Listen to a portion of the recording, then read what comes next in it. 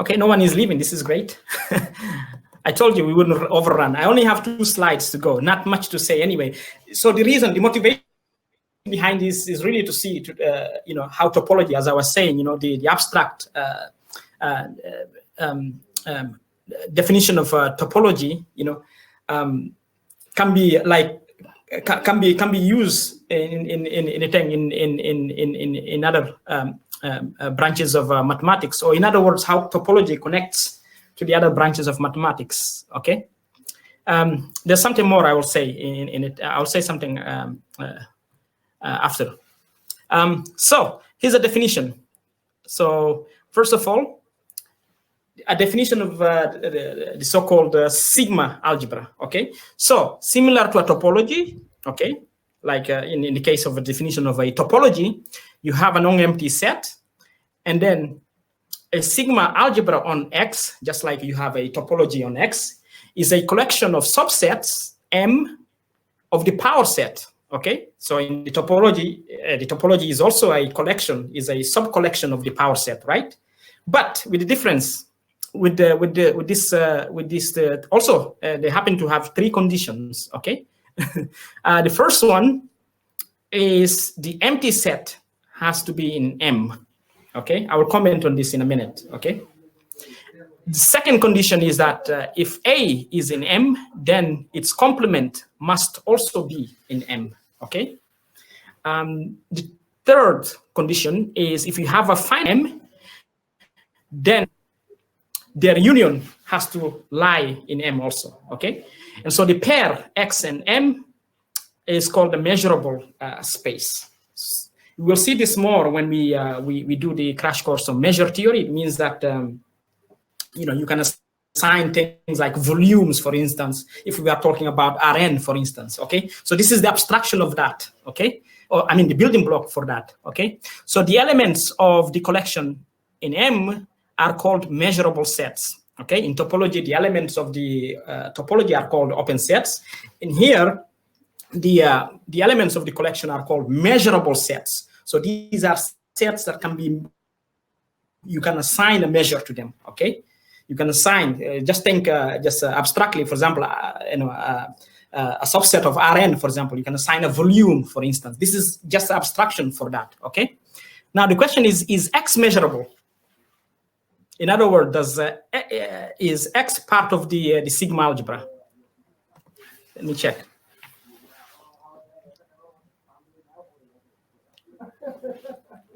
Yes, so Soham say yes. Who else? Who else thinks? I know everyone will now follow Soham, obviously.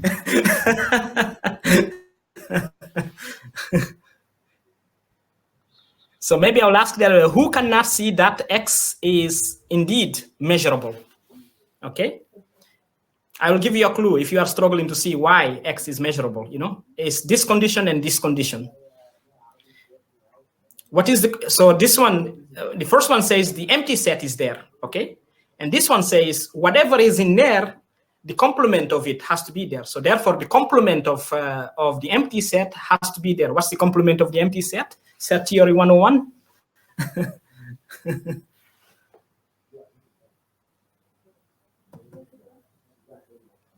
Okay. It is, yes. It is. So the complement is X. Now, one thing I comment, in some definitions, actually the empty set is not what appears here. You could have put X here, and you still have the same. You will still have the same construction essentially.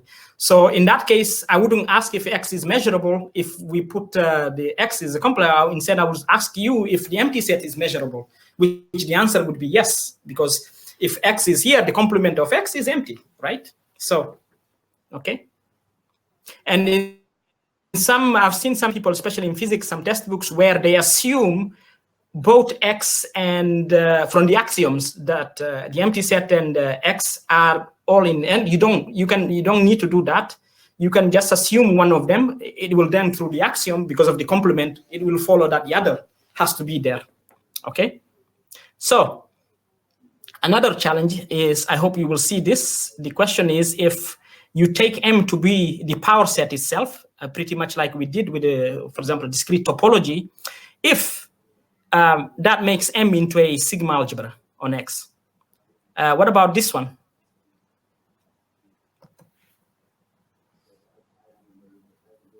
Yes, okay. So yeah, so both are indeed sigma algebras, okay? Now, here's a question, a challenge. It might be hard, maybe, for you to do this in this, very abstract, set theoretic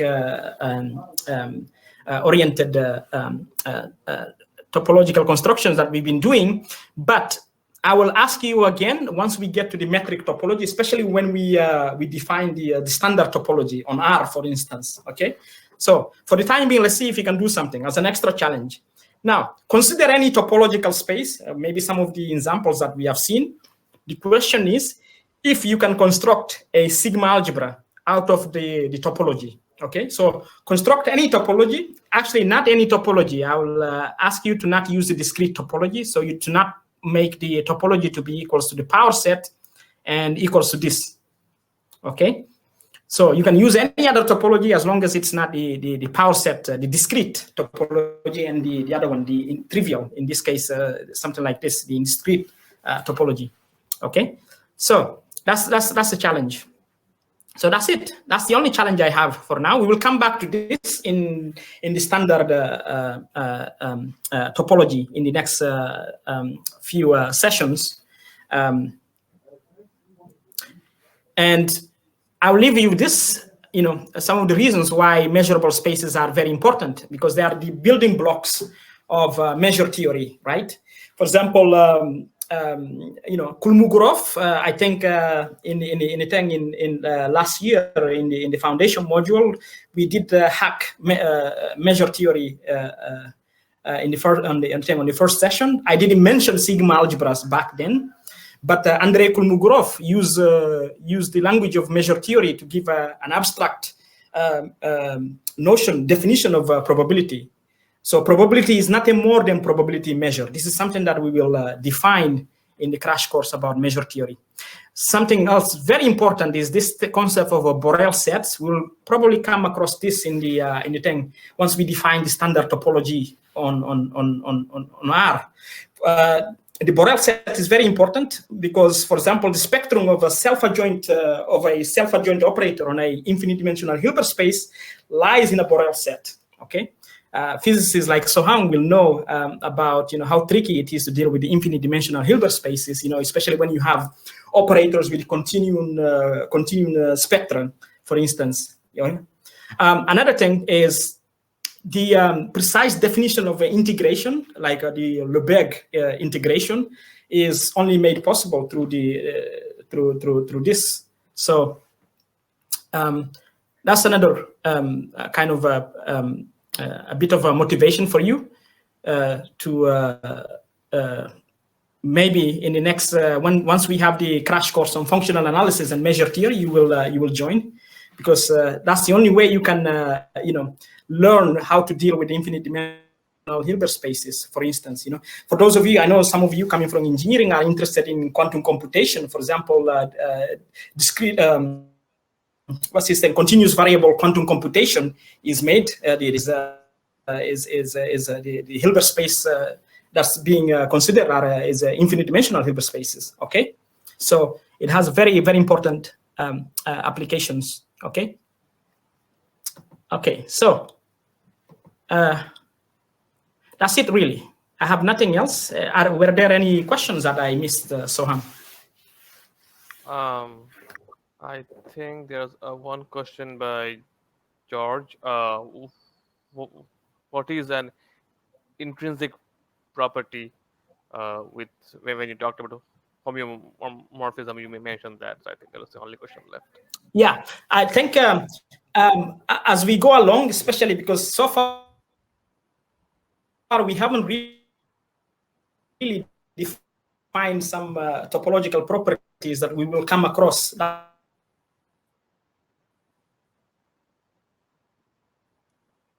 Okay, so here, so a lot of this stuff we will define a lot of properties that we could have defined here, things like a connectedness, for instance, compactness, all these stuff. But I don't want to do it here, because in here it's much easier, because then we will have already standard topology, and you can see the useful topological spaces that we are interested in particular, the thing that lead us to manifolds, for instance. Okay, so yeah. So the question about intrinsic properties, we will anytime I define a new property, then we will ask whether that's enough to help us classify topological spaces, to tell us whether the two topological spaces are homeomorphic, for instance. Okay. Is there anything else? No, I think that's all. Okay. Okay. Any other comments, Sohan, by the way, now that we are here? No, I think this went pretty well, despite the technological difficulties. Yeah, and I look forward to the next one. Cool. So anyone else want to make any final comments on the chat?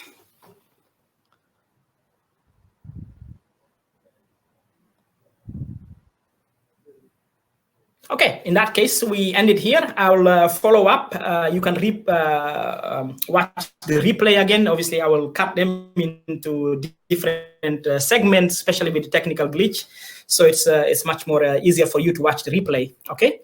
So yeah, I'll see you in 2 weeks, and don't forget to study hard. And and please get yourself in the Discord, and let's connect over there, and have a good weekend. Yep. Yeah, Soham, thank you so much again, Soham, Sure. for the thing, for helping. Okay, I'll see you guys. See you. Bye. Okay, bye.